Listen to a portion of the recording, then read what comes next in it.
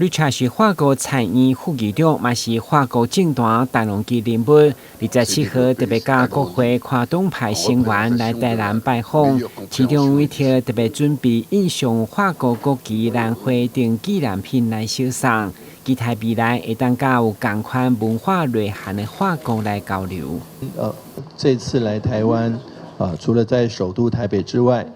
也拜访了像农业的这个宜兰，以及文化跟科技的台南，一北一南。我相信在台南，期待有机会更多能够有跟法国能够有更密切的一个往来，不管是在科技，不管是在文化，不管是在现代城市的一个规划上，我们都很期待。那也希望各位在台南的紧凑的行程中能够旅途愉快。那也希望如果有机会回到法国之后呢，能够多促进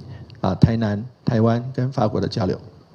会中副议长 Richard 嘛讲到，即摆来台湾访问，主要是传达法国对台湾的支持，嘛要见证台南作为台湾文化的起源。因为伊相当重视人权议题，嘛是第一摆来台南，所以会后特别率团前往台南市228纪念公园献花，